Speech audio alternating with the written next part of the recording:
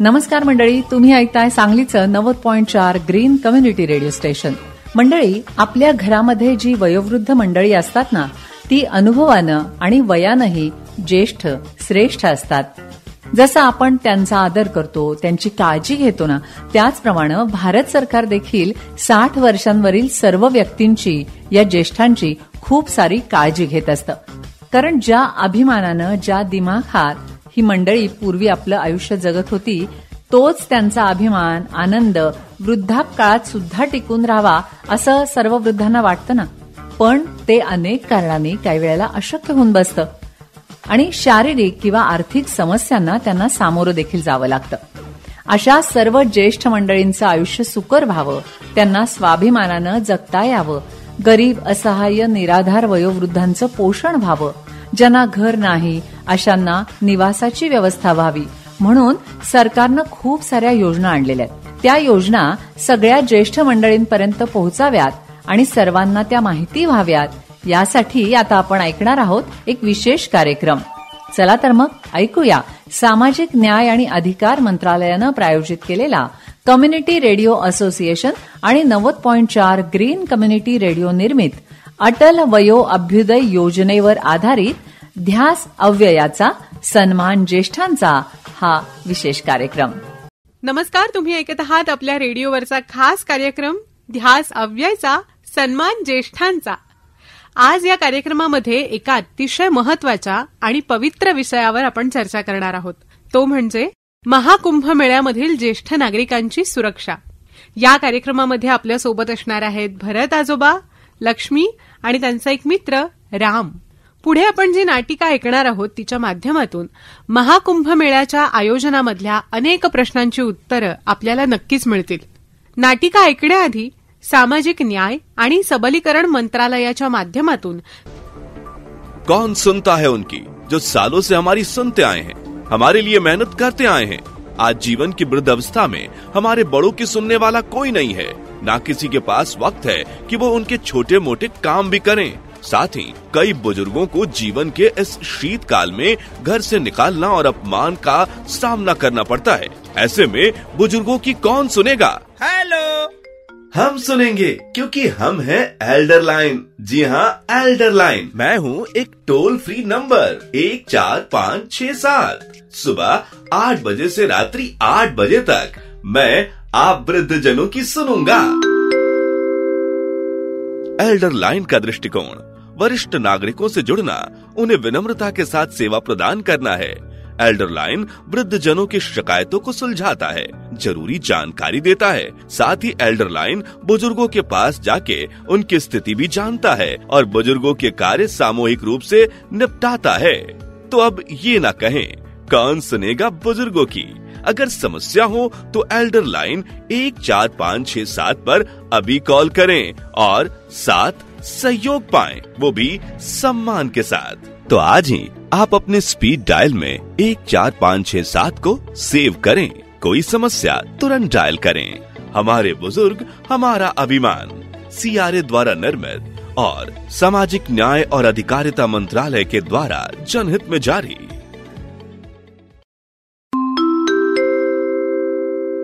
सुनिए सुनिए सुनिए हमारे बड़े और बुजुर्ग, खाइए अच्छा, खाइए स्वस्थ भोजन, रहिए फिट ताकि सेकंड इनिंग हो hit. That's a super six. बात तो सही है, पर हमारे ऐसे बुजुर्गों का क्या जो है आर्थिक रूप से कमजोर, जिनसे है पोषण बड़ी दूर. अरे भाई, भारत सरकार लेकर आई है अटल अभ्युदय योजना का बुजुर्ग पोषण अभियान. अब ना रहेगा कोई भी मजबूर, सबको मिलेगा पोषण भरपूर. कैसे कैसे? वो ऐसे, पोषण अभियान का उद्देश्य बुजुर्गों में पोषण की कमी को दूर करना है, विशेष रूप से ग्रामीण क्षेत्रों में जहां बुजुर्गों का पोषण स्तर निम्न पाया गया. अध्ययन से पता चला कि कम पोषण के कारण बुजुर्गों की रोग प्रतिरोधक क्षमता कम होती है. ऐसे में अभियान का उद्देश्य निर्बल बुजुर्गों को प्रतिदिन एक पौष्टिक भोजन प्रदान करना है, जिससे उनकी जीवन में गुणवत्ता की वृद्धि हो सके. हाँ, और बुजुर्गों के लिए लोकली उपलब्ध फल, सब्जी, हरे पत्तेदार सब्जियाँ, दालें आदि उपलब्ध कराया जाएगा. साथ ही रोज का भोजन भत्ता 20 रुपए निर्धारित है। इसमें समुदाय आधारित संगठनों जैसे कि गांव की बुजुर्गों के स्वयं सहायता समूह, NRLM के तहत संगठित स्वयं सहायता समूहों, आंगनबाड़ी केंद्रों और गांव में कार्यरत गैर सरकारी संगठनों के सहयोग भी लिए जाएंगे। तो हो गया ना सबके फिट और बुढ़ापे के हेड बनाने का इंतजाम। तो बढ़ेगा हमारे बड़ों का स्वास्थ्य और उनका सम्मान, क्योंकि हमारे बुजुर्ग हमारा अभिमान। सामुदायिक रेडियो स्टेशन संगठन के सहयोग से सामाजिक न्याय और अधिकारिता मंत्रालय द्वारा जनहित में जारी।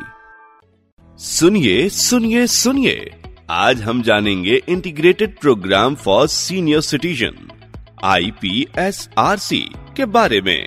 इस योजना के तहत सहायता कार्य करने के लिए एजेंसियां प्रदान की जाएंगी, जैसे राज्य, केंद्र शासित प्रदेश सरकारें, पंचायती राज संस्थान, स्थानीय निकाय और पात्र गैर सरकारी स्वैच्छिक संस्थान, जिससे हमारे बुजुर्गों के जीवन की गुणवत्ता में आएगा सुधार। इसके तहत वृद्ध जनों को आश्रय, भोजन, चिकित्सा देखभाल और एंटरटेनमेंट की सुविधा भी प्रदान की जाएगी। साथ ही उन्हें सक्रिय और उत्पादक बुढ़ापे के लिए प्रोत्साहित किया जाएगा, जिससे उनका जीवन मूल्य और बढ़े। जी हाँ, वरिष्ठ नागरिकों के घरों, महिलाओं के लिए वरिष्ठ नागरिकों के लिए घरों का रखरखाव, जिसमें सांसद आदर्श ग्राम योजना के तहत आने वाले घर भी शामिल हैं, जहां उन्हें निःशुल्क भोजन, आश्रय, देखभाल, मनोरंजन जैसी सुविधाएं दी जाएंगी। तो अब वरिष्ठ नागरिकों को मिला उनका सम्मान, जीवन होगा उनका आसान। हमारे बुजुर्ग हमारा स्वाभिमान। CRA द्वारा निर्मित सामाजिक न्याय और अधिकारिता मंत्रालय के द्वारा जनहित में जारी। अरे आजोबा, सकाळपासून तुम्ही लॅपटॉप घेऊन बसला आहात, काय करताय? काय नाही ग बेटा, या वर्षीच्या कुंभमेळ्याचे अपडेट्स बघतोय. अरे हो, या वर्षी 12 वर्षानंतर प्रयागराजमध्ये 13 जानेवारी ते 26 फेब्रुवारी या दरम्यान महाकुंभमेळ्याचं आयोजन केलंय ना? हो. महाकुंभमेळा हा प्रत्येक हिंदू नागरिकासाठी अतिशय महत्वाचा असा सोहळा आहे. खरंय. अगं लाखो लोक या कुंभमेळ्यामध्ये येत असतात, पण या अशा मोठमोठ्या सोहळ्यांमध्ये आपलं वयोमान पाहता ज्येष्ठ नागरिकांनी आपली काळजी घेणं खूप गरजेचं आहे. खरंय. महाकुंभमेळा हे खरं तर धार्मिक आणि पवित्र स्थान आहे, पण इथे येणाऱ्या ज्येष्ठ नागरिकांना नेहमीच खूप प्रकारच्या अडचणींचा सामना करावा लागतो आजोबा. अगदी खरं. म्हणजे एकतर खूप गर्दी असते, लांबच लांब रांगा असतात, एकतर ऊन असतं खूप किंवा थंडीही खूप असते. खरंय. दोन्हींचा त्रास होत असतो. या सगळ्याच गोष्टींची काळजी घेतली पाहिजे. आणि सगळ्यात महत्वाचं म्हणजे त्या ठिकाणी जे आयोजन केलेलं असतं तिथे सुरक्षेच्या काय काय सोयी आहेत या बाबतीत आपण माहिती घेतली पाहिजे. शिवाय आपलं शारीरिक आणि मानसिक आरोग्य सुद्धा सक्षम असणं हे अत्यंत महत्वाचं आहे. लक्ष्मी, मी आणि तुझी आजी खूप वर्षांपूर्वी जेव्हा कुंभमेळ्याला जात होतो ना, तेव्हा तो सोहळा खूप शांततेत चालायचा. एवढी गर्दी नव्हती तिथे. हो ना. आता गर्दी वाढली आहे आणि आमची वय सुद्धा वाढली आहे. तेव्हा खूप सावधान राहून या सोहळ्यामध्ये सहभागी व्हावं लागतं. अरे कोण? भरत. अरे भरत. अरे राम. ये खूप दिवसांनी भेट झाली रे. कसा आहेस रे? कशी आहेस लक्ष्मी बेटा? मी छान. आणि अरे तीच काय, आम्ही दोघंही एकदम छान आहोत. बसा ना तुम्ही. हो. कुंभमेळ्यावर चर्चा चालली आजोबा. अरे वा. अगं लक्ष्मी, एक काळ असा होता की जेव्हा या कुंभमेळ्यामध्ये जायला अजिबात भीती वाटायची नाही. आता मात्र तो विशाल जनसमुदाय बघितला ना की धडकी भरते धडकी. अगं ज्येष्ठांनी या सोहळ्याला जाणं तितकं आता सोपं राहिलेलं नाहीये. खरं. मी तुम्हाला सांगतो, हा कुंभमेळा आता पहिल्यासारखा राहिलेला नाही. खरं. उन्हाळा असो किंवा थंडी असो, ज्येष्ठांनी तिथं जाणं म्हणजे आव्हान घेतल्यासारखं आहे. हे मात्र 100%. अगं पहिल्यांदा जेव्हा मी कुंभमेळ्याला जात होतो ना, तेव्हा सगळीकडे वेगवेगळ्या सुविधा असायच्या. नमस्कार मंडळी, मी आरजे प्रिया. मंडळी, आपला विषय चाललाय तो म्हणजे कुंभमेळ्याचा. प्रयागराज कुंभमेळा 2013 मध्ये 14 जानेवारी ते 10 मार्च या दरम्यान प्रयागराज इथं आयोजित करण्यात आलेला होता. याला महाकुंभमेळा असं म्हटलं जातं, कारण हा कुंभमेळा 12 वर्षातून एकदा आयोजित केला जातो. महाकुंभ दर 144 वर्षांनी येतो, पण परंपरेनं दर 12 वर्षांनी येणाऱ्या पूर्ण कुंभाला महाकुंभ असं म्हणतात. कुंभमेळ्याचं आयोजन हे 21व्या शतकातलं सगळ्यात मोठं आध्यात्मिक आणि सांस्कृतिक संमेलन मानलं जात होतं. आणि 2013च्या या कुंभमेळ्याला माझे आजोबा सुद्धा गेलेले होते आणि त्यांनी तिथला अनुभव माझ्यासोबत शेअर केला. चला मी तुम्हाला सांगते. 2013च्या कुंभमेळ्याच्या काही शाही स्नानाच्या काही खास तारखा होत्या. पहिलं शाही स्नान झालं ते 14 जानेवारीला. दुसरं शाही स्नान सगळ्यात महत्वाचं होतं, कारण ज्यामध्ये करोडो भक्त संगमात स्नान करत होते, ते होतं 10 फेब्रुवारीला. तिसरं होतं बसंत पंचमी 15 फेब्रुवारीला. चौथं होतं 10 मार्चला महाशिवरात्रीच्या दिवशी शेवटचं मोठं स्नान. आणि सगळ्यात महत्वाचं स्नान होतं मौनी अमावस्येला. एका दिवसात सुमारे 3 कोटी भाविक संगमामध्ये स्नान करण्यासाठी आलेले होते, जे जगातलं सगळ्यात मोठं धार्मिक संमेलन म्हटलं जातं. 2013च्या कुंभमेळ्यात सुमारे 12 कोटी भाविक तिथे आलेले होते. कुंभामध्ये नागा साधू आणि इतर आखाड्यांचे विशेष आकर्षण सुद्धा होतं. मेळ्याच्या परिसरात प्रवचन, संतमुनींचं दर्शन, भजन, कीर्तन आणि सांस्कृतिक कार्यक्रमांचं आयोजन सुद्धा करण्यात आलेलं होतं. मेळ्यासाठी अत्याधुनिक तंत्रज्ञानाचा वापर करण्यात आलेला होता. ड्रोन कॅमेरे, सीसीटीव्ही आणि हजारो सुरक्षा कर्मचारी तैनात करण्यात आलेले होते. स्वच्छता आणि आरोग्य सुविधांसाठी विशेष व्यवस्था सुद्धा करण्यात आलेली होती. उत्तर प्रदेश सरकारनं मेळा व्यवस्थितपणे आयोजित करण्यासाठी विशेष प्रशासकीय यंत्रणा स्थापन केलेली होती. जत्रेत सुमारे 50,000 पोलीस कर्मचारी आणि सुरक्षा कर्मचारी तैनात करण्यात आले होते. हा मेळा 56 चौरस किलोमीटरवरती आयोजित करण्यात आलेला होता, ज्यामुळे हा जगातला सगळ्यात मोठा कार्यक्रम ठरलेला होता. 100 विशेष सीसी कॅमेरे, पोलीस नसलेले 42 वॉच टॉवर, पोलिसांबरोबर 52 वॉच टॉवर तैनात होते. दुर्बिणीद्वारे पाळत ठेवली जात होती. त्याचबरोबर मौनी अमावस्येच्या दिवशी प्रयागराज रेल्वे स्टेशनवरती गर्दी झाल्यामुळे चेंगराचेंगरीत काही भाविकांचा मृत्यू सुद्धा झालेला होता. पण या सगळ्यांची खबरदारी घेऊन आता सरकारनं याच्यासाठी चांगली सुविधा केलेली आहे. 2013च्या कुंभमेळ्याला जागतिक माध्यमांमध्ये व्यापक कव्हरेज सुद्धा मिळालं होतं. यामध्ये जगभरातले पर्यटक आणि संशोधक सुद्धा सहभागी झाले होते. जगातलं सगळ्यात मोठं धार्मिक आणि आध्यात्मिक कार्यक्रम असं या मेळ्याला म्हटलं जातं. या मेळ्याचा स्थानिक व्यापार, पर्यटन आणि सेवांवरती मोठा आर्थिक परिणाम झाला. अंदाजानुसार या जत्रेतून 10,000 कोटी रुपयांपेक्षा जास्त महसूल जमा झालेला होता. प्रशासकीय व्यवस्था, अध्यात्म, सांस्कृतिक कार्यक्रम आणि भाविकांची श्रद्धा यामुळे 2013चा कुंभमेळा ऐतिहासिक ठरला. त्याला शांती, भक्ती आणि अध्यात्म यांचा महान संगम असं म्हटलं जातं. पण आता जर परिस्थिती बघितली तर आज ज्येष्ठांसाठी कितीही सुरक्षा आणि सुविधा दिल्या तरी त्या कमीच पडतील. प्रचंड गर्दी, धक्काबुक्की, खतरनाक ट्रॅफिक. हो ना. मागच्या वेळेस आठवतं का, एक आजीबाई हरवली होती. अगं, वेळेवर मदत मिळाली म्हणून सापडली तिच्या घरच्यांना. नाहीतर सगळं अवघड होतं बघ. बरोबर आहे, बरोबर. अगदी तुझं म्हणणं बरोबर आहे राम. अरे पण या ज्येष्ठांच्या सुविधांकडे आपण दुर्लक्ष सुद्धा करू शकत नाही. तुला काय वाटतं लक्ष्मी? मला काय वाटतं माहिती आजोबा, जर ज्येष्ठ नागरिकांनी महाकुंभ मेळ्याला जाण्याचा निर्णय घेतला तर त्यांनी ना त्याचं अतिशय काटेकोरपणे अगदी व्यवस्थित नियोजन करायला पाहिजे. म्हणजे काय तर कुंभमेळ्याला जात असताना आपल्याजवळ आपलं ओळखपत्र त्यांनी निश्चितपणे ठेवावं. मेडिकल रेकॉर्ड असतात आपले, ते सोबत असायला हवेत. शिवाय आपल्याकडे आपल्या जवळच्या नातेवाईकांचे, मित्रांचे फोन नंबर लिहिलेले असायला पाहिजेत. म्हणजे फोन असतोच आता, पण तरी सुद्धा डायरी असलेली केव्हाही बेटर. कारण फोन जर कुठे गहाळ झाला तर डायरी कामी येते. आणि या सगळ्याचाच उपयोग कुठल्याही अडचणीच्या परिस्थितीमध्ये होऊ शकतो. मला काय वाटतं, ज्येष्ठांनी एकटं या सोहळ्याला जाऊच नये. हो ना. काय म्हणजे कायम कुणाला तरी जवळच्या मित्राला किंवा नातेवाईकांना सोबत घेऊन जावं. मी आणि तुझी आजी सुद्धा एकटे कधी कुंभमेळ्याला गेलो नाही. अगदी बरोबर आहे राम. अरे, दिवसभराच्या प्रवासामध्ये सतत पाणी पित राहणं, उन्हापासून थोडंसं संरक्षण करत सावलीतून चालणं आणि जर आपण थकलो आहोत तर तिथे थोडासा आराम करून मग पुढे जाणं, या गोष्टी आपण पाळल्याच पाहिजेत. आणि सगळ्यात महत्वाचं म्हणजे लक्ष्मी, या कुंभमेळ्याच्या ठिकाणी वरिष्ठांसाठी व्हीलचेअर सारख्या सहाय्यक सुविधा असतात. आणि त्याचा उपयोग सुद्धा केला पाहिजे. कुंभमेळ्यात अशा अनेक व्हीलचेअरची सुविधा असते बरं का. हो, खरंय. यावर्षी सुद्धा सामाजिक न्याय आणि सबलीकरण मंत्रालय कुंभमेळ्यामध्ये आपले स्टॉल लावत आहे. तिथे छडी, चष्मे, व्हीलचेअर अशा ज्या काही ज्येष्ठांना आवश्यक गोष्टी असतात ना, त्या सगळ्या उपलब्ध करून देणार आहेत म्हणे. हे चांगलं आहे. नाही म्हणजे आणखीन एक गोष्ट लक्षात ठेवायची, ती म्हणजे या कुंभमेळ्याला जाताना आपण सोबत एक फोन ठेवायचा. हो हो हो. म्हणजे आपल्यालाही संपर्क करता येतो आणि कुणाला गरज पडली तर त्याला सुद्धा आपल्याला मदत करता येते. अगदी खरं.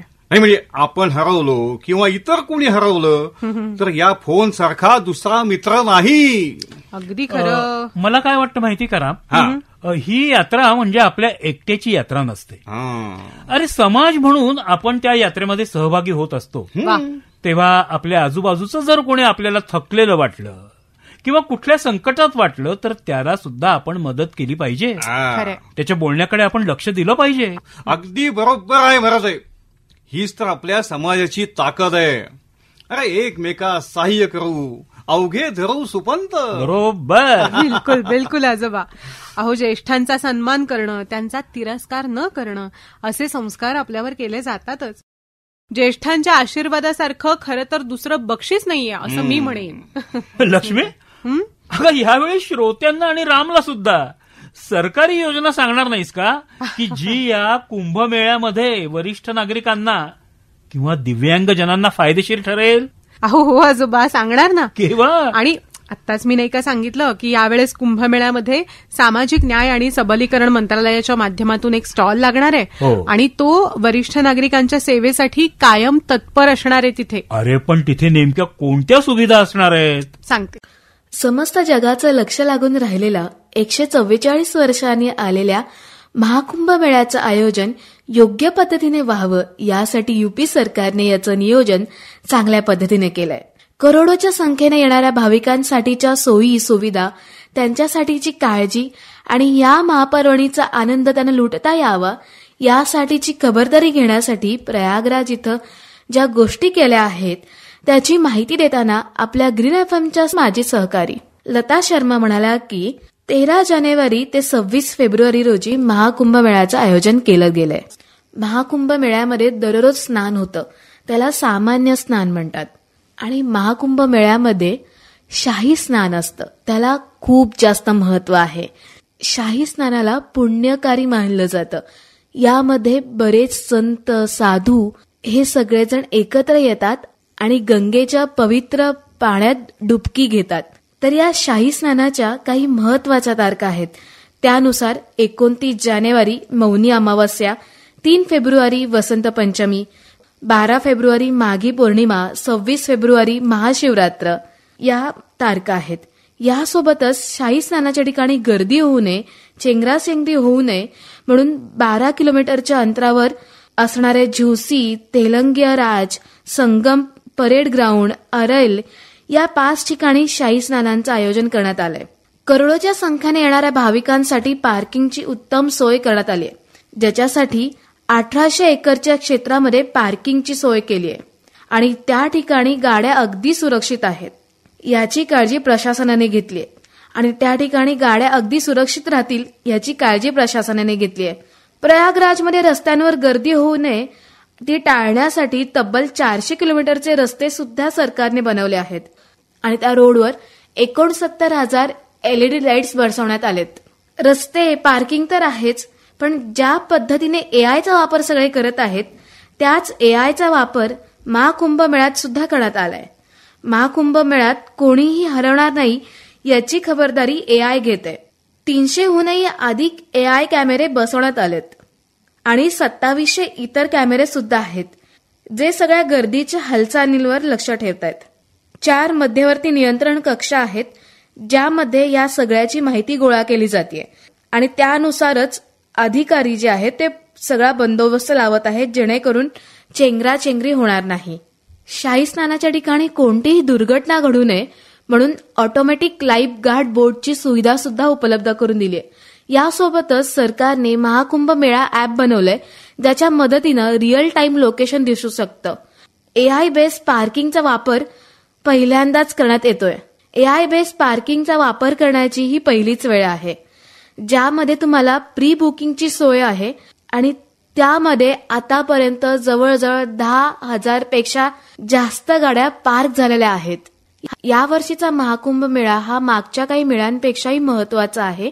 2013 पेक्षाही जास्त संख्येने भाविक या वर्षीच्या महाकुंभ मेळ्यामध्ये उपस्थित राहतील असा अंदाज आहे.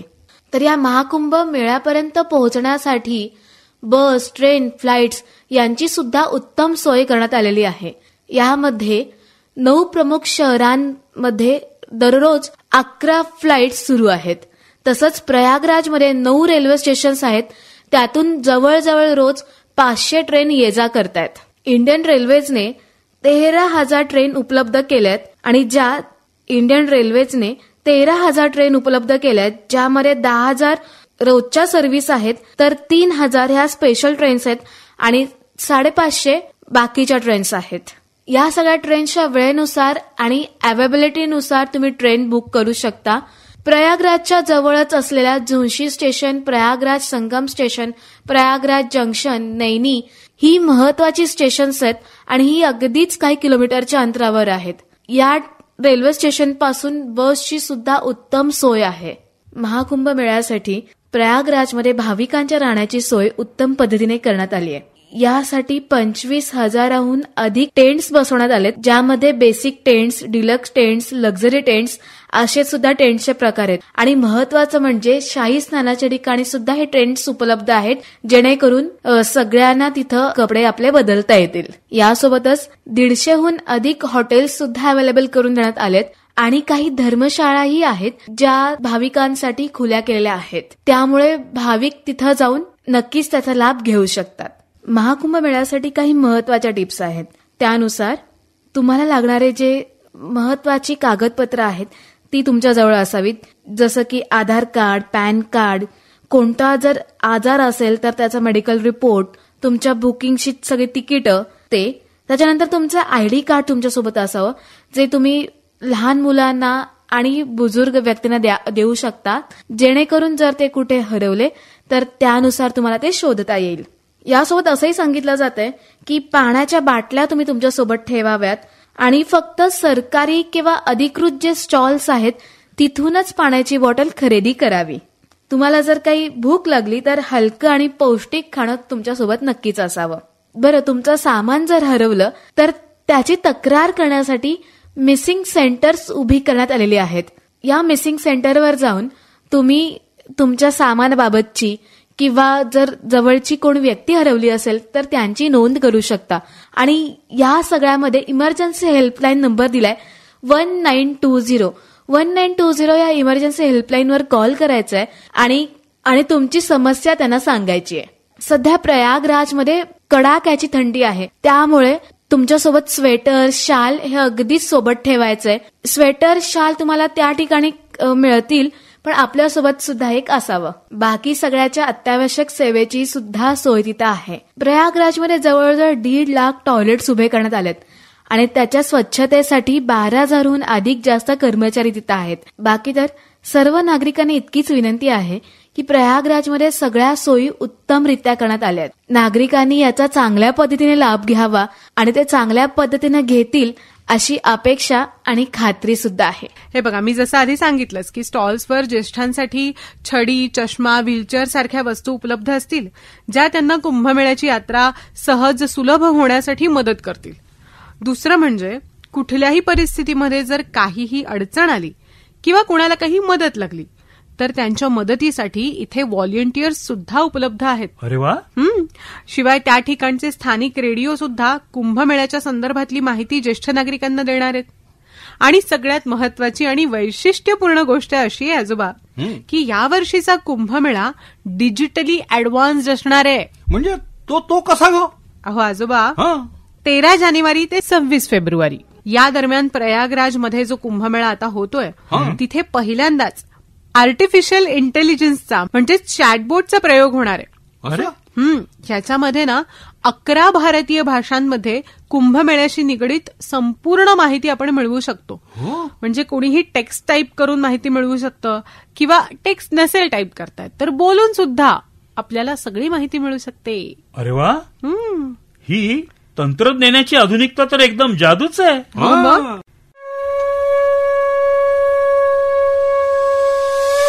महाकुंभ मेला आस्था और परंपरा का सबसे बड़ा पर्व. हर 12 साल में आने वाला ये आयोजन न सिर्फ धार्मिकता का प्रतीक है बल्कि हमारे संस्कार और संस्कृति का भी हिस्सा है.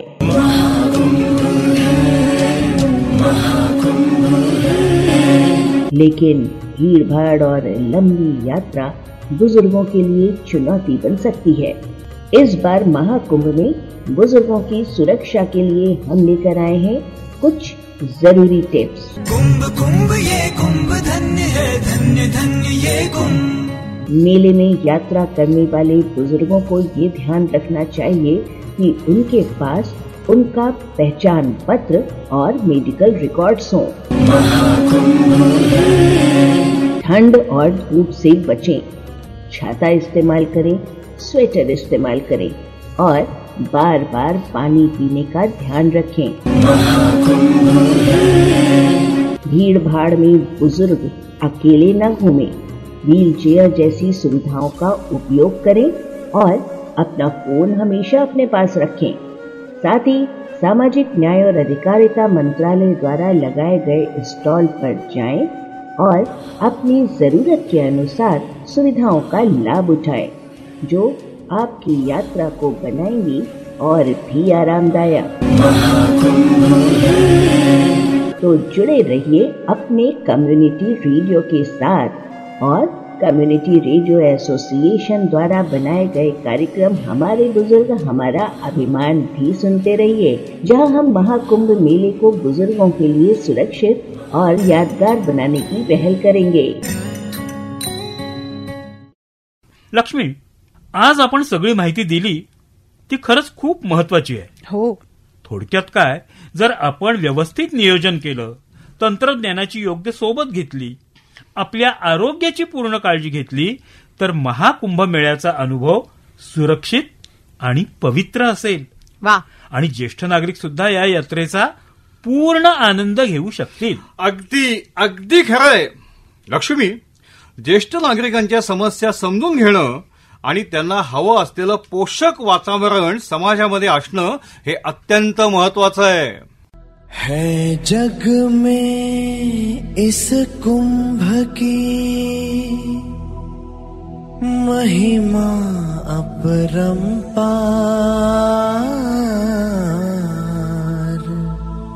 डुबकी लगाइए आइए.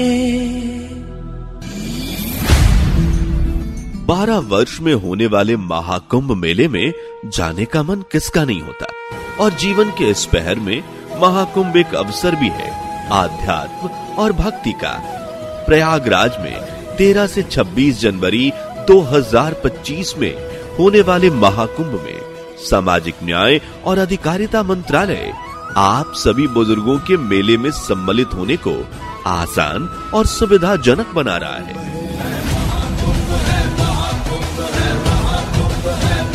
इस अवसर पर मंत्रालय संचालित कर रहा है अपना एक सुविधा स्टॉल, जहां वृद्ध जनों को मिलेगी हर तरह की सुविधा और सहायक उपकरण, साथ ही उचित सलाह भी.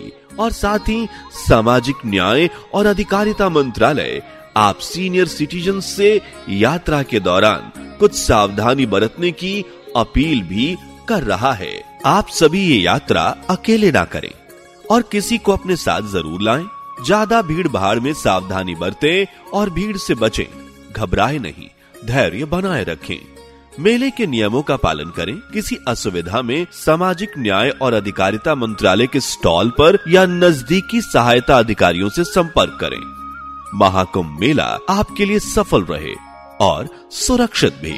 इसकी कामना के साथ सामाजिक न्याय और अधिकारिता मंत्रालय आपको महाकुंभ मेले की शुभकामनाएं दे रहा है. CRA द्वारा निर्मित और सामाजिक न्याय और अधिकारिता मंत्रालय द्वारा जनहित में जारी।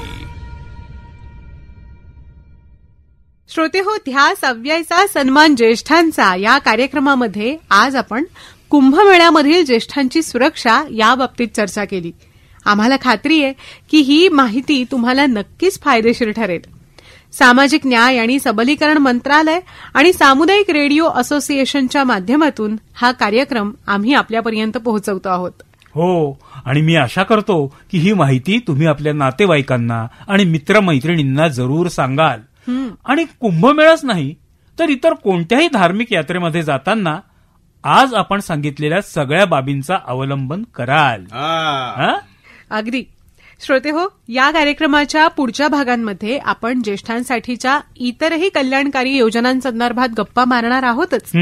एक लक्षात ठेवा की आपण सगळेजण मिळून एक आनंदी समाज बनवू शकतो, जिथे ज्येष्ठांची सुरक्षा, त्यांचा सन्मान ही आपली प्राथमिकता असेल. या कार्यक्रमामध्ये मात्र इथेच थांबण्याची वेळ झालीय. तेव्हा मी लक्ष्मी आणि माझ्यासोबत भरत आजोबा आम्ही आज इथेच तुमचा निरोप घेणार आहोत. पुन्हा भेटूया ध्यास अव्ययचा सन्मान ज्येष्ठांचा या कार्यक्रमाच्या पुढच्या भागात. नमस्कार.